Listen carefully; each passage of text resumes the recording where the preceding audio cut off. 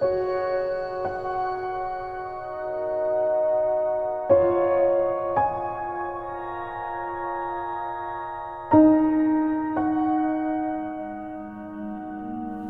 dia e um feliz sábado a todos. Quero saudar também os nossos amigos que nos acompanham pela internet. Que Deus, aí onde você está, te abençoe, que Ele esteja contigo neste dia. Antes de mais nada, eu quero apresentar aqui a minha gratidão a Deus pela cena que eu acabei de ver. Por aquela porta lá atrás entrou a irmã Áurea, acompanhada pelo meu querido amigo Nassib. A igreja tem orado muito pela sua família e é muito bom te ver aqui, minha querida. Que Deus te abençoe. Que Deus te abençoe. Fico muito feliz em vê-la. Para o nosso estudo desta manhã, eu peço que você abra sua Bíblia no Evangelho de Lucas. Nós hoje vamos estudar sobre o Natal. Nós vivemos esse período e muitas pessoas tentam causar polêmica sobre o Natal. Muita gente diz que o Natal é uma celebração pagã que foi inserida no cristianismo e que nós, como cristãos bíblicos, não deveríamos observar esta data. Esta é uma das posições possíveis. Demonizam o Natal e fazem dele talvez a pior de todas as cicatrizes deixadas pelo romanismo no cristianismo. Em um outro extremo estão as pessoas que dão um valor exagerado ao Natal. E no período de Natal usam o dinheiro que tem e o dinheiro que não tem para comprar presentes desnecessários e para enfeitar as suas casas. Nada contra dar presentes ou enfeitar as casas, mas quando se introduzem aspectos até mesmo mitológicos sobre o Natal, a partir desse momento então nós temos problema. Pais cristãos que ensinam seus filhos sobre Papai Noel. Esse e outro tipo de absurdos tem acontecido e esse é um extremo. Nós hoje vamos buscar entender qual é a posição de equilíbrio sobre este dia. Qual é a visão da Bíblia sobre o nascimento de Jesus? Qual é a ordem dos fatos? Afinal, quando foi que Jesus nasceu? Essas são algumas das perguntas que nós vamos buscar responder juntos aqui nesta manhã. Este é um quadro muito famoso que tem circulado pelas redes sociais, desejando um Feliz Natal a todas as divindades nascidas em 25 de dezembro. Você deve ter recebido isso pelo WhatsApp, pelo Facebook, em alguma rede social sua, você deve ter visto. E aí são citadas várias divindades que nasceram ou que têm na sua história, na sua mitologia, alguma relação com o dia 25 de dezembro. Em primeiro lugar, preciso dizer que, logicamente, nenhuma destas divindades aí da foto tem qualquer coisa a ver com o dia 25 de dezembro. Dia 25 de dezembro é uma data dentro de um calendário extremamente moderno, que não era usado há 3 ou há 4 mil anos atrás. O grande ponto aí é o solstício de inverno, que acontece no hemisfério norte. E esse era considerado um dia de culto ao sol. Todas estas divindades que aparecem aí na tela, dos babilônios, dos egípcios, de todas as culturas, todas essas divindades estavam relacionadas com o sol e com o culto ao sol. A data de 25 de dezembro foi introduzida ao cristianismo no IV século. Essa é a primeira evidência histórica que nós temos, naquele período em que a igreja se torna um órgão oficial do Império Romano.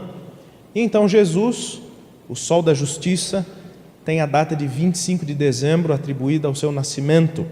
Porém, na verdade, os romanos, que eram mitraístas, comemoravam nesse dia o Dies Natalis Solis Invictus, o dia do nascimento do Sol Invicto, Mitra.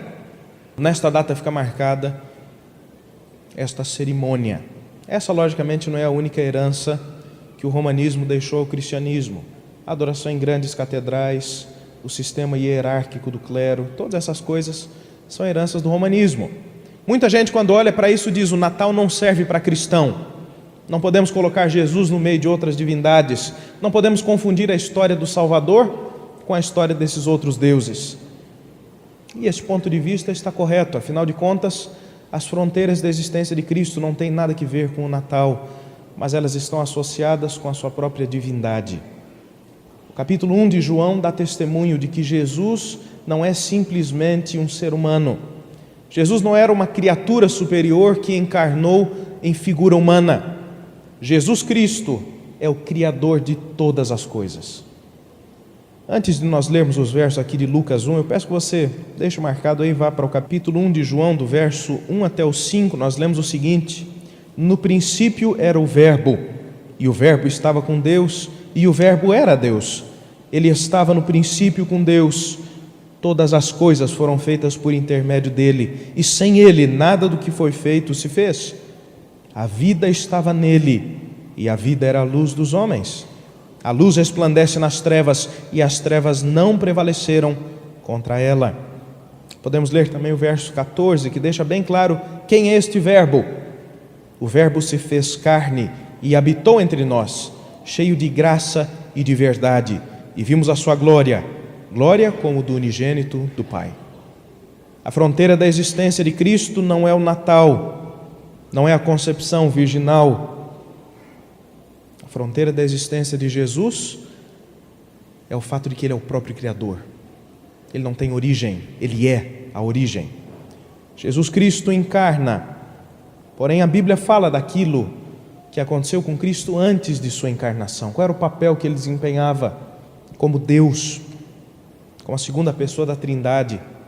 Quando nós lemos Apocalipse capítulo 12, nós entendemos que Jesus estava relacionado lá no início da história do pecado, pois a pessoa de Cristo, então manifesta como Miguel, foi o motivo de inveja do querubim da guarda ungido, Lúcifer. Quando nós lemos Apocalipse 12, nós também entendemos que Cristo esteve envolvido também na guerra que houve no céu, e que Ele foi o responsável por expulsar Lúcifer, que então se torna Satanás, e os seus anjos. Eles são expulsos do céu até que na terra eles são abrigados. Isso você pode ler em Apocalipse 12, nos versos 8 e 9. Nós entendemos que Cristo é o Criador deste planeta, é o Criador da vida neste planeta, é o Criador de Adão e Eva. Quando Jesus encarna como descendente de Adão e de Eva, nascendo através de Maria, Jesus se faz semelhança das criaturas que há mais ou menos 4.000 anos, no período em que Ele encarna, Ele havia criado. Jesus é o Senhor da criação, e Jesus desde o princípio também aparece como o Senhor da redenção. Em Gênesis capítulo 3, verso 15, nós encontramos a primeira profecia da Bíblia, a inimizade entre os descendentes da mulher e os descendentes da serpente, ou entre a descendência da serpente e o descendente da mulher. Gênesis 3,15 faz referência direta a Apocalipse 12,5, onde o filho da mulher, e a mulher simbolicamente é o povo de Deus, e este que é nascido é o próprio Cristo, onde este descendente da mulher é perseguido pelo dragão. Jesus é anunciado no Antigo Testamento. O seu nascimento estava predito nas Escrituras. O lugar, a forma, sua função, tudo já havia sido apontado. Jesus Cristo não vem para a terra como um improviso, mas no plano eterno de Deus para salvar a humanidade, o Filho já desempenhava este papel. Não foi uma contingência, foi algo bem planejado, antes mesmo da criação da terra. E Apocalipse, no capítulo 13, verso 8, diz que Ele é o Cordeiro sacrificado desde antes da fundação do mundo. Cristo assim ocupa o lugar central na história. Cristo era prefigurado pelo Antigo Testamento através do sistema de sacrifícios, o sistema do templo. No Novo Testamento, Jesus é o cumprimento de todas as profecias do Antigo Testamento. Jesus é o foco das Escrituras, é o personagem principal. Jesus ocupa lugar de destaque porque Ele é o Senhor da Bíblia, Ele é o Senhor da existência. Sem Ele, nada do que foi feito teria sido feito. O personagem principal das Escrituras é Jesus, e o assunto principal é a salvação. Porém, nós entramos na história do Natal, e entender como Jesus nasceu é importante para que nesse período do ano nós tenhamos equilíbrio na nossa postura e também na nossa forma de adorar a Deus.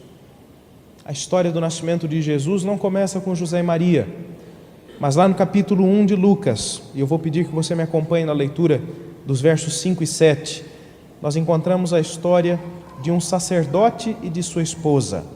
Lucas capítulo 1, versos 5 e 7. Nós aqui lemos assim: nos dias de Herodes, rei da Judeia, houve um sacerdote chamado Zacarias, do turno de Abias.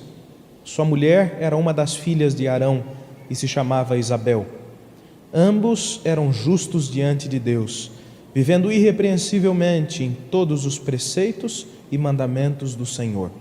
E não tinham filhos, porque Isabel era estéril, sendo eles avançados em dias. A cena é de um casal idoso, sem filhos, um homem já no fim de seu tempo como sacerdote, desempenharam durante muitos anos a sua função. Eles eram obedientes, eles eram justos, porém frustrados. Naquele tempo, ter filhos era considerada a maior de todas as bênçãos, e quem não tinha filhos era visto pelas pessoas como alguém amaldiçoado de Deus. A Bíblia fala que este homem estava em seu turno de trabalho. O serviço do santuário era dividido em 24 turnos. Você pode ler sobre isso na primeira parte do livro das Crônicas, capítulo 24. No versículo 10 desse capítulo, 1 Crônicas 24, nós encontramos que a ordem de trabalho do santuário que envolvia o turno de Abias era a 8ª. Nós sabemos que em Israel o calendário começava a ser contado a partir da Páscoa. A Páscoa acontecia no primeiro mês, para nós por volta de março ou abril. No 15º dia do primeiro mês era comemorada a Páscoa. Depois seguia-se a ordem de trabalho normal. A cada semana, um dos turnos sacerdotais. Nos grandes festivais, todos os sacerdotes se dirigiam a Jerusalém para ali servir no templo. Na primeira e na segunda semana do ano, sucedeu-se o trabalho normal dos 2 primeiros turnos. Na terceira semana daquele ano, todas as famílias sacerdotais se reuniram, e assim por diante, até que na 10ª semana do ano, chega a vez do turno de Abias.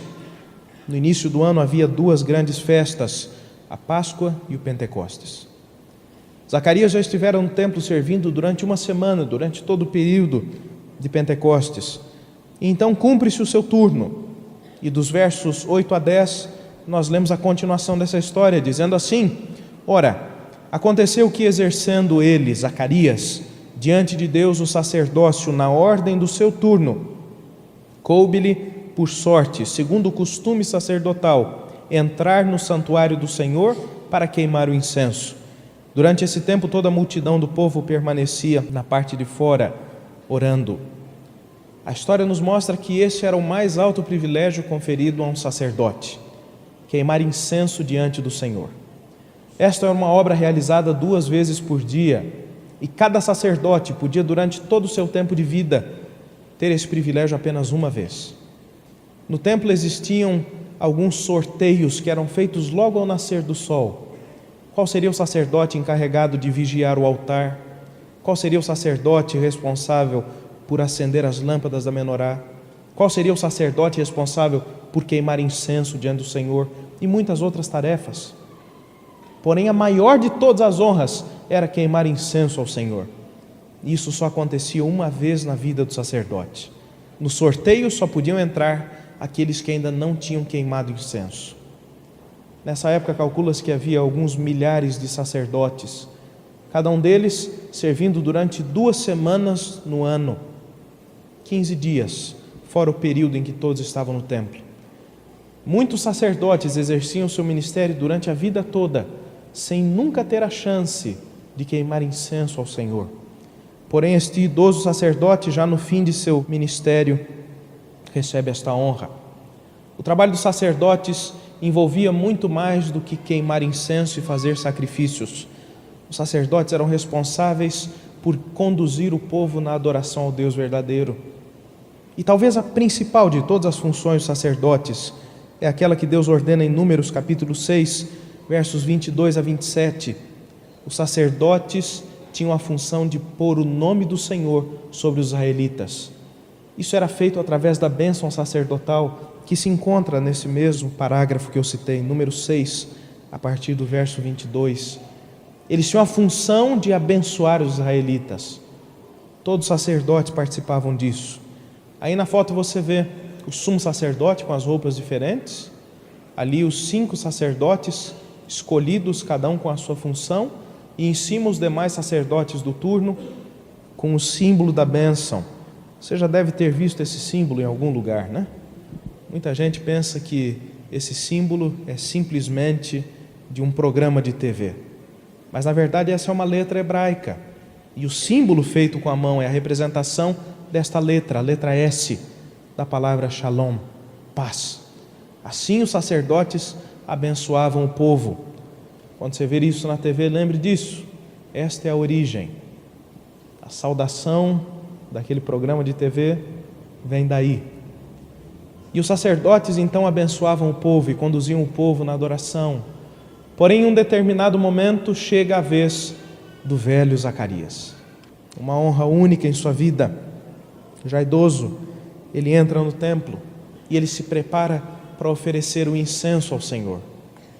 Quando ele estava dentro do templo, oferecendo incenso e fazendo as orações, aparece o anjo Gabriel.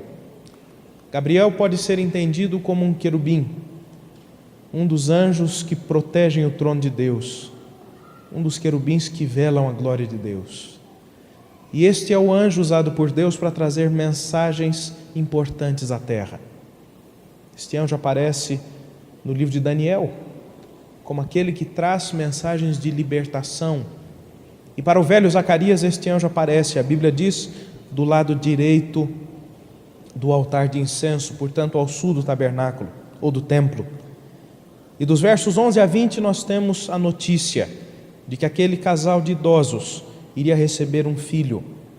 Zacarias iria ser o pai do mensageiro do Senhor, aquele que viria no espírito de Elias, aquele que tinha a missão de preparar o caminho do Senhor. A história da encarnação de Cristo não começa com José e Maria, mas começa com esta família sacerdotal. Depois de 450 anos de silêncio profético em Israel, esse casal idoso recebe a honra de serem pais de João Batista. Quando termina a ordem de seu turno, Zacarias volta para casa. Ele vivia na região montanhosa de Judá, uma viagem curta, menos de uma semana.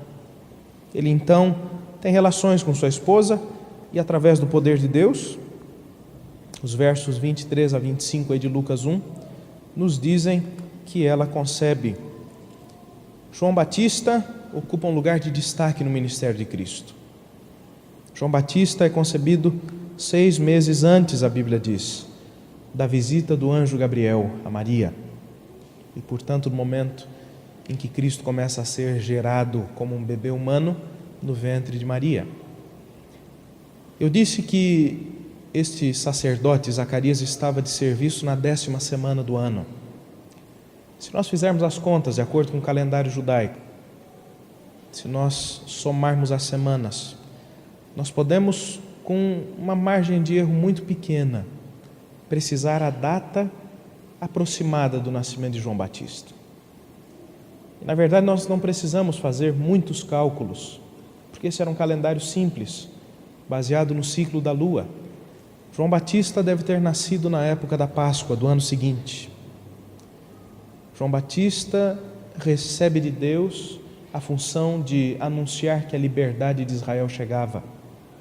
E ele nasce justamente na época em que se celebrava a libertação do cativeiro egípcio. Não precisamos dar um dia certo naquele ano, talvez o ano 5 ou o ano 7 antes de Cristo. Porque nós sabemos que a Páscoa sempre acontecia no 15º dia do primeiro mês. João Batista é concebido no final do 3º ou início do 4º mês. E então ele nasce justamente no período em que se celebrava a libertação. Quando nós entendemos isso, fica bem mais fácil entender em que época Jesus nasceu. 6 meses de diferença. 6 meses entre a gravidez de Isabel e a anunciação por parte do anjo Gabriel. Nós podemos então compreender que Jesus é concebido através do Espírito Santo no fim daquilo que seria o fim do nosso ano. Existe um mês chamado Kislev. Este é o mês que os judeus estão vivendo agora. Até hoje esse calendário é mantido.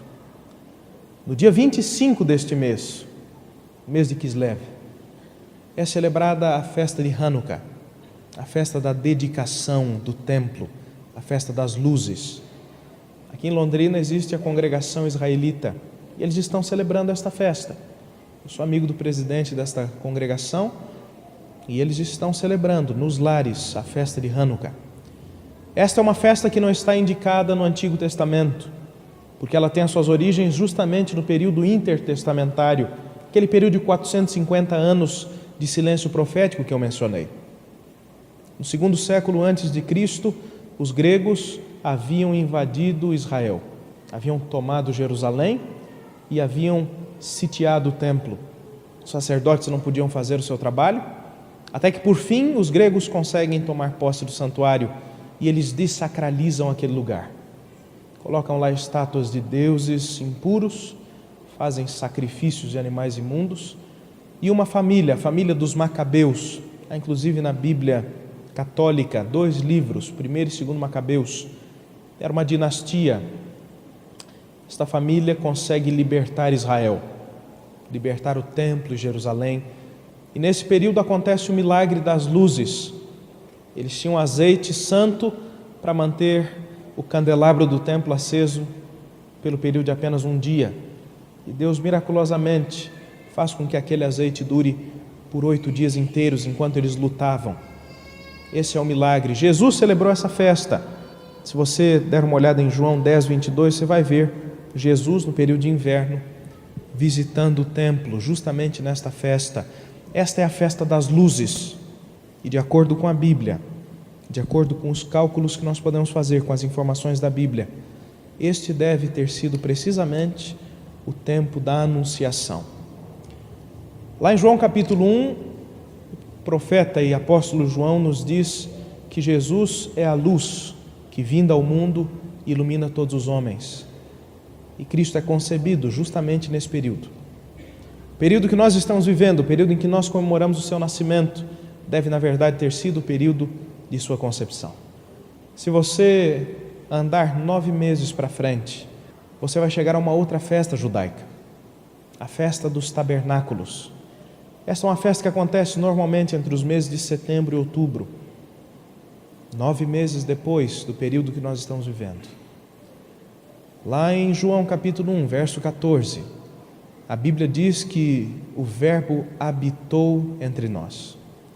A palavra grega usada para habitar significa montar uma tenda, montar o seu tabernáculo, tabernacular. Na festa das cabanas, onde o povo lembrava do período de 40 anos onde fora peregrino, Jesus nasce. Se você quer uma data, essa é a data. Entre outubro e setembro, esse é o período em que Cristo deve ter nascido. Porque afinal de contas, Deus tem o plano de habitar entre o seu povo. E esse é o período em que se celebrava justamente a época em que Deus, através do tabernáculo, do primeiro templo, se fizera presente entre a nação judaica. Este é o período do outono em Israel. Um período onde com muita facilidade os pastores poderiam estar no campo, as pessoas poderiam viajar pelas estradas. Mas eu tenho outras informações que podem te ajudar a entender melhor essa data. A Bíblia diz que o anjo Gabriel, e isso está relatado em Lucas 1, do verso 26 ao 38, visita Maria. 6 meses depois da gravidez de Isabel começar, Maria vivia no norte de Israel. E ela estava em sua casa. Era uma jovem que estava desposada, seria esposa de José. Ela estava noiva. E ela então recebe a visita deste anjo e ele diz: bem-aventurada é você, porque você vai ser a mãe do Messias. Maior do que a honra de Zacarias e Isabel de serem os pais do profeta João Batista, foi a honra desta moça, uma adolescente. Nesse período os casamentos eram realizados logo nos primeiros anos da adolescência. Maria devia ter por volta de 15 anos, uma jovem que recebe uma notícia inusitada e aceita este pesado encargo. A Bíblia relata que José era para ser esposo de Maria. Ninguém acreditaria que a gravidez era do Espírito Santo. Se alguém chegasse para você hoje, uma mulher, e dissesse: eu estou grávida do Espírito Santo, quem vai nascer de mim é o Filho de Deus, o que você iria achar? Essa é exatamente a reação que o povo da época teve. Jesus, desde o começo, recebeu oposição, e nós vamos ver que a oposição começou dentro dos limites de sua própria família. Lá em Mateus, no capítulo 1, versos 18 e 19, nós temos o relato da reação de José. José era um homem piedoso, era um servo verdadeiro de Deus. E José, ao invés de entregar Maria para a sinagoga, para que ela fosse julgada, talvez seu caso chegasse até a Jerusalém, e ela pudesse mesmo receber a pena capital do apedrejamento, ele faz planos de assumir a culpa, de fugir. Era um homem de Deus. Porém, naquela noite, este homem de Deus, que tinha um coração sincero, recebe um sonho. E neste sonho, o anjo de Deus lhe informa, isso está relatado em Mateus 1, do verso 20 ao verso 24. O anjo de Deus lhe informa que aquele que estava para nascer era de fato o ente santo. Maria não havia mentido, mas havia recebido uma missão especial. Depois disto, ela visita a sua prima. Na verdade, a Bíblia diz parente. Tradicionalmente, o cristianismo ensina que elas eram primas. Ela visita Isabel. Isabel grávida já, de 6 meses, e ela permanece com Isabel até o nascimento de João Batista. Depois, ela volta para a sua própria terra. Maria desce do norte de Israel até a região montanhosa. E lá na região montanhosa de Judá é recebido o bebê. Deveria se chamar com o nome de um de seus ancestrais. Queriam colocar o nome de Zacarias. Zacarias, depois da visão que tivera do anjo Gabriel, ficou mudo. E as pessoas iam escolher o nome.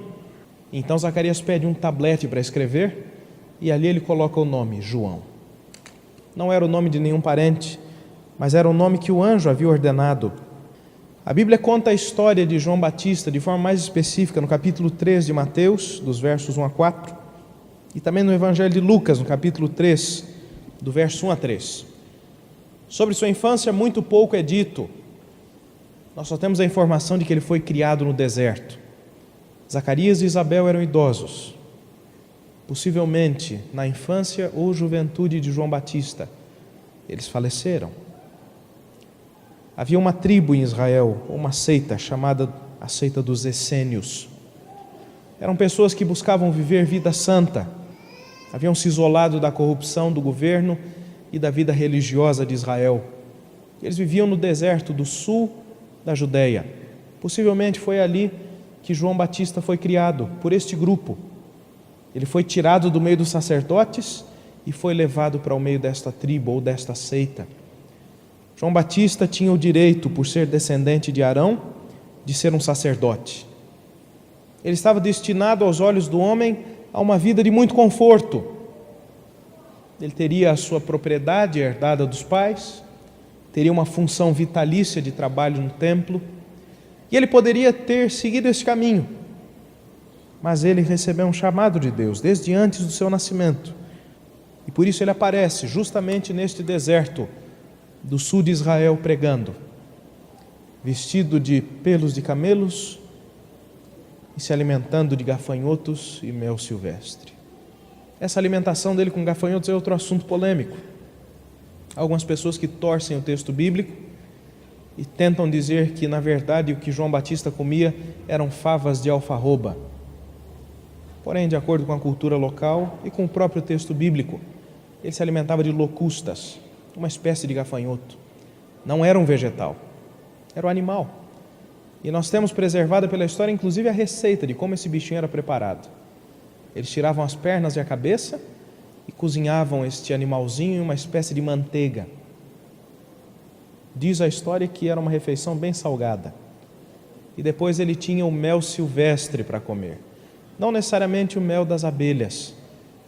Mel poderia designar qualquer espécie de caldo de uma fruta engrossado. Podia ser um mel de tâmaras, um mel de damasco, qualquer espécie de mel.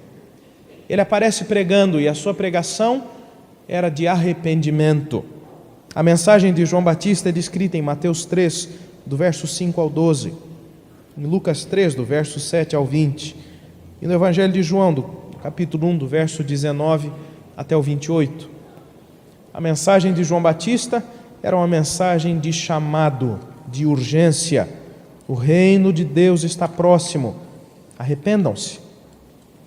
Nesse mesmo tempo, Jesus vai do norte de Israel, da cidade de Nazaré, até o sul, e é batizado no Rio Jordão por João Batista. Mas aí nós estamos andando adiante da história. Nós sabemos o que aconteceu com João Batista, mas o nosso foco hoje é o nascimento de Cristo. Lucas capítulo 2, do verso 1 ao 3, diz o seguinte, leia comigo, Lucas 2, 1 a 3.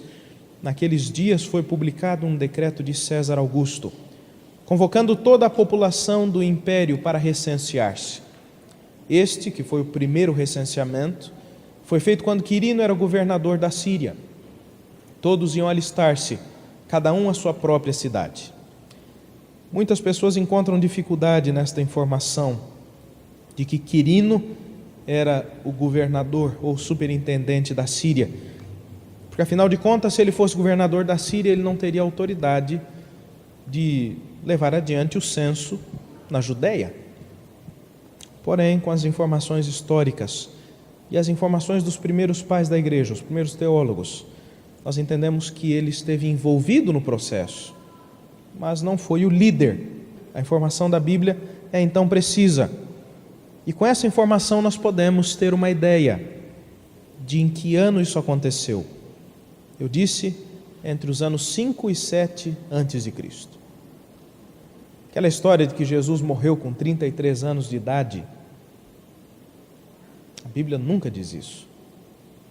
A Bíblia diz que quando Jesus foi batizado, ele tinha cerca de 30 anos. Cerca de 30 anos pode ser menos de 30 ou mais de 30. Se Cristo começou o seu ministério no ano 27, sendo batizado por João Batista, morreu no ano 31, na Páscoa, 3 anos e meio de ministério, e nasceu entre 7 e 5 antes de Cristo, que idade Cristo tinha quando começou o seu ministério? Não esqueça de contar o ano zero, porque o calendário também esqueceu disso. O que eu quero dizer com tudo isso? Que as tradições são importantes, mas às vezes a tradição está errada. Dizem que Jesus morreu com 33 anos de idade para buscar um paralelo com a vida do grande imperador grego Alexandre, porque ele morreu com 33 anos. Mas essa não é uma informação da Bíblia apresentada em lugar nenhum. O censo aconteceu entre os anos 5 e 7. Nesse período nasce João Batista e depois nasce Jesus. José e Maria viviam no norte de Israel, Nazaré, e eles deviam se dirigir até Belém. Essa era uma viagem de aproximadamente 10 dias, eram 156 quilômetros de viagem, e a história também preservou a distância que as caravanas costumavam fazer por dia. E aqui nós temos uma informação interessante. Um homem adulto caminhando sozinho, sem uma caravana, era capaz de cobrir 30 quilômetros por dia. Uma caravana com animais e com pessoas de diversas faixas etárias conseguia viajar entre 16 e 18 quilômetros por dia. Os soldados, carregando o seu equipamento e marchando, conseguiam viajar mais ou menos 26 quilômetros por dia. Um homem a cavalo conseguia viajar 50 quilômetros por dia. E nas estradas do Império Romano, com os postos de troca de animais, os mensageiros oficiais do Império conseguiam viajar até 320 quilômetros por dia, trocando de animais. Eles usavam um cavalo até que ele ficasse exausto e trocavam o animal e seguiam viagem em ritmo muito acelerado. A maior distância viajada no menor tempo neste período foi do exército de Tibério César, 800 quilômetros em 3 dias, usando esse sistema de trocas. José e Maria estavam provavelmente viajando em uma caravana. Não eram apenas eles que deveriam viajar para sua cidade natal. Na verdade, todas as pessoas que tivessem que participar do recenseamento, todos os homens adultos deviam voltar para sua terra natal. Então eles fazem essa viagem de 156 quilômetros em mais ou menos 10 dias. Essa é a jornada pela qual eles passam. E daí vem aquela famosa história, né? De que Maria chega para dar à luz de noite, e a cidade estava cheia, e não havia para eles lugar nenhum, as hospedarias estavam todas lotadas, e eles vão de porta em porta batendo. Essa é uma cena muito bonita nos filmes, porque não é isso que a Bíblia conta. Leia aí comigo os versos 6 e 7 de Lucas 2. Estando eles ali, ou seja, eles já estavam em Belém, aconteceu completarem-se os dias. Maria não chegou em Belém pronta para dar à luz. E então, vem o verso 7, e ela deu à luz o seu filho primogênito, enfaixou e o deitou numa manjedoura, porque não havia para eles lugar na hospedaria. E esse daqui é o grande problema. Muitos dizem que essa hospedaria era o hotel. Não tinha para eles uma vaga no hotel, que pessoas cruéis não deram um quarto para uma grávida. Mas essa não é a cena que a Bíblia apresenta. José tinha família em Belém. Ele devia ir para a casa de seus parentes. Antes do nascimento do menino, eles já estavam lá. E daí nós temos uma outra informação histórica. Como eram as casas em Israel no primeiro século? Essa é uma reconstrução artística de uma casa de uma família pobre. Essa era a casa do pobre no primeiro século. Essa devia ser a casa, ou semelhante a esta, a casa dos familiares de José em Belém. Nós temos várias ruínas de casas desse período. Não eram casas muito grandes, mas normalmente tinham 2 andares e um pátio fechado. Essa é uma reconstrução da possibilidade de como seria uma vila naqueles dias. A parte de baixo era onde se realizavam as atividades domésticas. As mulheres cozinhavam, tratavam de seus filhos. Dentro da casa havia um grande cômodo onde todos dormiam juntos. E no terraço as pessoas trabalhavam os grãos, o trigo ou a cevada. Aí nós temos um corte de como seria uma casa dessas, fechada, toda com os muros, e aí as divisões ou os cômodos da casa. Nessa ilustração fica mais fácil de entender. José e Maria tiveram que colocar Jesus em uma manjedoura, porque não havia para eles lugar na hospedaria. A hospedaria que é relatada aqui não é um hotel. A Bíblia fala da hospedaria hotel, um lugar onde os viajantes podiam ficar. Se você abrir a sua Bíblia em Lucas 10:34, você vai encontrar a história do bom samaritano. E aquele homem leva aquele judeu que for assaltado para uma hospedaria. E ele é colocado em um quarto e recebe os cuidados do dono daquela hospedaria. Nós temos a informação histórica precisa. E a Bíblia traz até o nome certo, como era chamado um hotel naquele tempo. E eu pedi aqui ajuda para a família do pastor Grego, para pronunciar certo isso daqui. E a pronúncia e a palavra é pantorrion. Um hotel seria chamado pantorrion. Enquanto que a hospedaria, ou esse cômodo superior, se você olhar, a casa tem 2 andares, ali embaixo você vê uma ovelha num cercadinho. Ali é o lugar onde o menino Jesus foi colocado. Na parte de cima, nesta casa imediatamente acima, ficava essa hospedaria, na verdade um quarto de hóspedes. E nós temos várias aparições desse cômodo na Bíblia. Na verdade, esse quarto de hóspedes servia comumente como um depósito. Nesta ilustração você tem aqui embaixo o curral, do lado de fora da casa, cercado, coberto, e lá em cima você tem uma sala com vários jarros. Essa daí é a hospedaria, em grego katalimati. Esse quarto aparece em Lucas 2:7, o lugar que nós estamos lendo. E este quarto superior, ou quarto de hóspedes, também aparece na história da última ceia, a última Páscoa de Cristo com seus discípulos. Lucas 22:11 e Marcos 14:14 usam exatamente o mesmo termo. Katalimati, uma hospedaria, um quarto superior, um quarto de hóspedes. Ou seja, dentro da casa de seus próprios parentes, José, Maria e o menino Jesus não foram aceitos. talvez tentando preservar as moças mais jovens que pudessem viver naquela casa. Afinal de contas, Maria era considerada uma adúltera e o bebê que estava para nascer era considerado um bastardo. Jesus, no seu nascimento, poderia ter escolhido nascer dentro do palácio, poderia ter nascido em uma família sacerdotal, poderia ter tido o melhor cuidado da época, mas isso o afastaria das pessoas. Jesus, com seu nascimento simples, sendo rejeitado pelos da sua própria casa, é capaz de atrair todas as pessoas, inclusive aquelas que têm uma história de nascimento difícil. Jesus sofre o preconceito dentro da casa de sua própria família, desde o seu nascimento. Mas José e Maria sabiam que aquele que havia nascido não era um bebê comum. A Bíblia continua a história dizendo que ele é envolto em faixas, esse era o costume comum da época. E a Bíblia muda a cena, falando agora de um grupo de pastores que estavam nas campinas, próximas a Belém, cuidando de seus rebanhos. Essa cena no inverno seria impossível.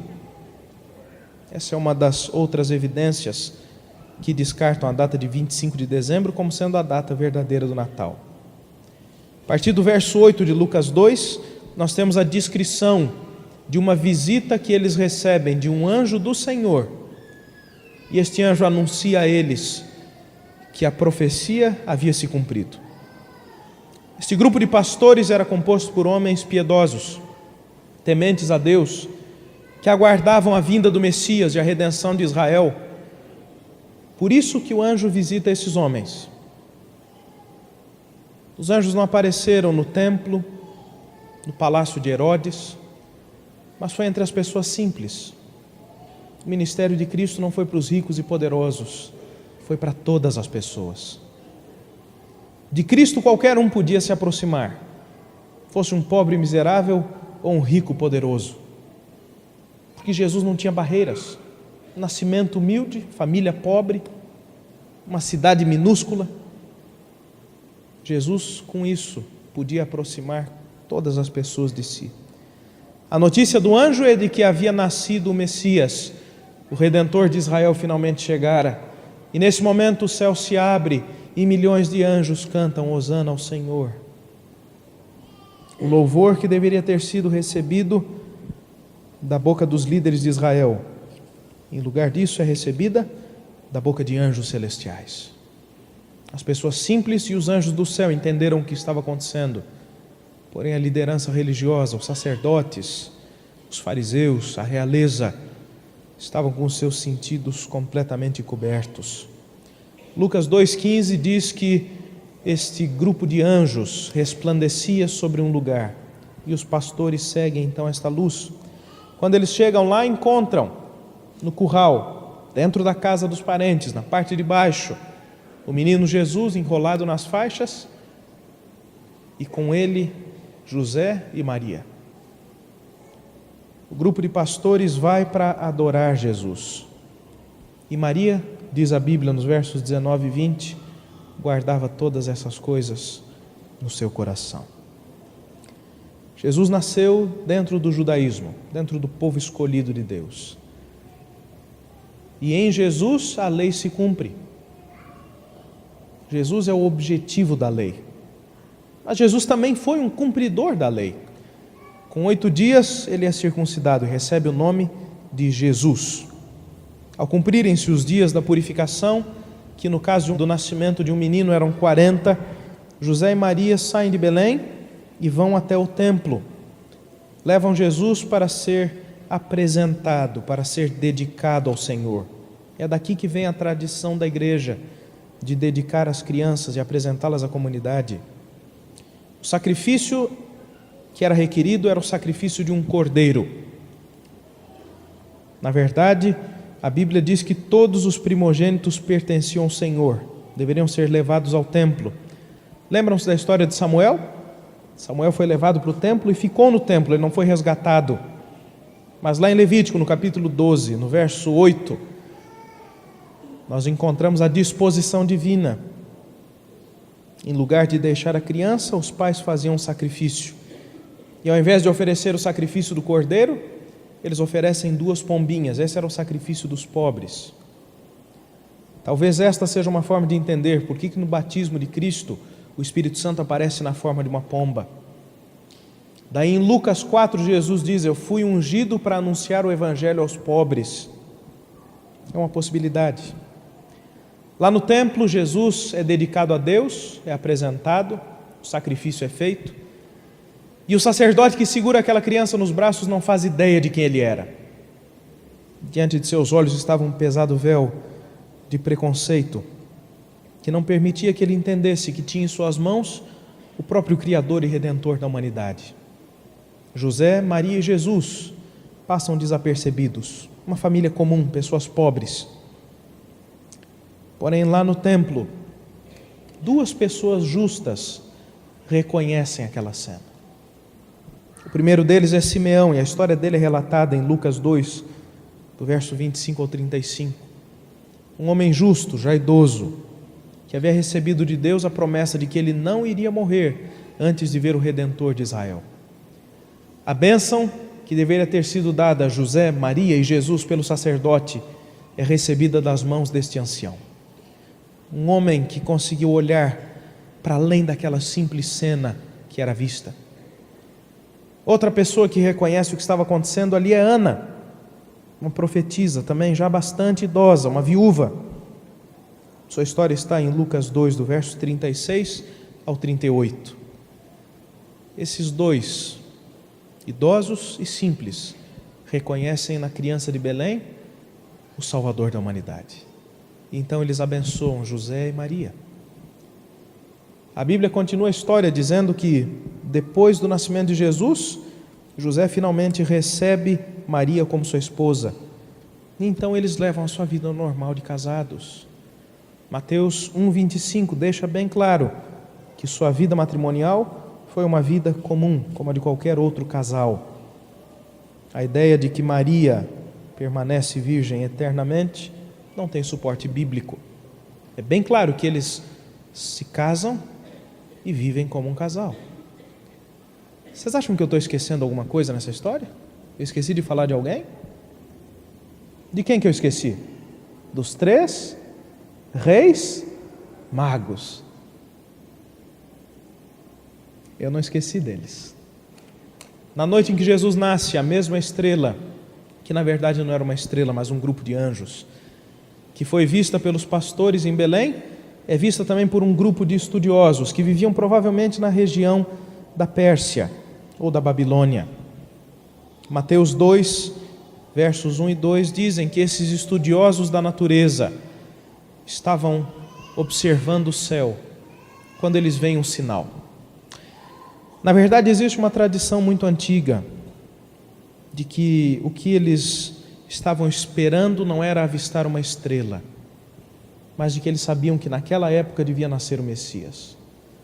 Essa tradição antiga fala de profecias desconhecidas, profecias que não foram registradas na Bíblia, mas que foram dadas por Deus para pessoas fiéis que Ele tinha em outros povos. E a Bíblia fala de muitos desses homens que adoravam ao Deus verdadeiro no meio de outros povos.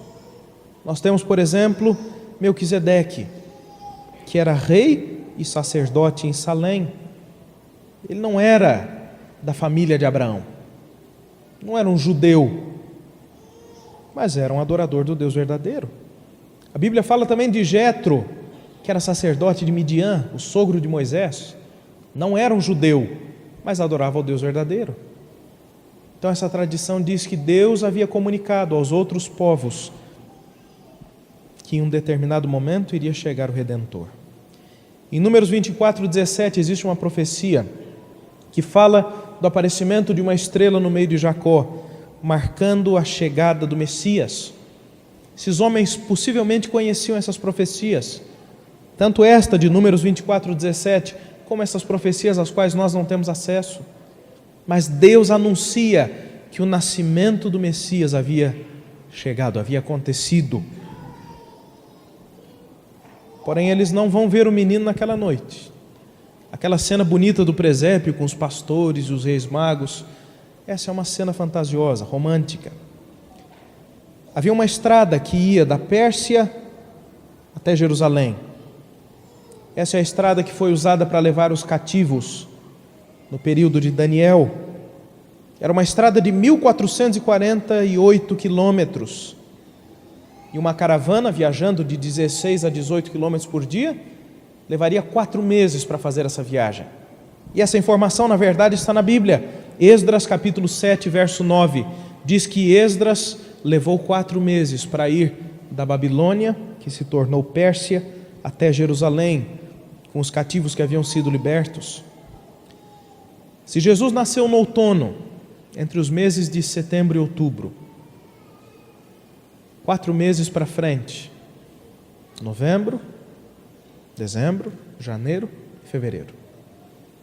Durante qual estação esses homens teriam que viajar? Durante o inverno. Se eles saíssem, com certeza eles não retornariam para casa e muito menos chegariam a Jerusalém. Eles esperam que termine o outono, que passe o inverno, para que na primavera eles comecem a sua viagem. E Deus os orienta, mostrando aquele mesmo sinal no céu. Eles viajam durante 4 meses e quando chegam em Jerusalém ficam surpresos. Quase 1 ano já havia se passado. Eles esperavam que em Jerusalém houvesse uma grande festa, porque o rei dos judeus, o salvador da humanidade, havia nascido. Quando eles vão ao palácio de Herodes e se apresentam diante dele, Herodes sequer sabia do bebê nascido em Belém. Porém, ele se consulta com a liderança religiosa. E Mateus, no capítulo 2, dos versos 3 a 8, mostra que os homens do templo sabiam que o Messias devia nascer, mas não haviam dado atenção a este fato. Herodes se consulta com os sacerdotes e aprende que na cidade de Belém devia nascer o Messias. Ele dá essa notícia àqueles viajantes do Oriente. A Bíblia não os chama em lugar nenhum de reis magos e também não diz que eram apenas 3. Eram 3 presentes, mas não diz que eram apenas 3 pessoas. E quando eles chegam em Belém, a estrela marca o lugar. Mateus capítulo 2, versos 11 e 12, diz que eles já não estavam mais na estrebaria, estavam em uma casa. Eles não vão para ver o bebê, eles vão para ver o menino. Jesus já tinha perto de 1 ano de idade ou mais. Naquela noite, após adorarem o menino e entregarem os presentes, incenso, mirra e ouro, aqueles viajantes são advertidos por Deus para que voltem por um outro caminho, porque Herodes tinha um mau desígnio em seu coração. Nessa mesma noite, um anjo do Senhor avisa José de que quando Herodes percebesse que aqueles homens não haviam voltado para dizer onde estava a criança, o rei dos judeus, quando Herodes percebesse isso, ele iria mandar matar. E foi o que aconteceu. Herodes, percebendo que os viajantes haviam ido embora, sem dizer para ele onde estava esse suposto rei dos judeus que havia nascido, ordena que todas as crianças em Belém, todos os meninos com menos de 2 anos de idade, fossem mortos. Se os 3 reis magos tivessem visitado Jesus na noite de seu nascimento, por que Herodes mandaria matar todos os bebês de 2 anos para baixo? A Bíblia deixa bem claro em Mateus capítulo 2 que Herodes se informou com esses viajantes sobre a época do nascimento do menino. Não foi na mesma noite, não foi na mesma semana, não foi sequer no mesmo ano. A família então vai para o Egito e ali eles ficam ocultos até a morte de Herodes. E novamente um anjo do Senhor fala com eles em sonho. Isso está registrado em Mateus 2, do verso 19 ao 23. E diz para eles que eles deveriam voltar para Israel. Agora eles já não voltam mais para Belém. Não havia mais recenseamento, não havia mais motivo para estar no meio da família que os desprezava. E assim José e Maria vão para Nazaré.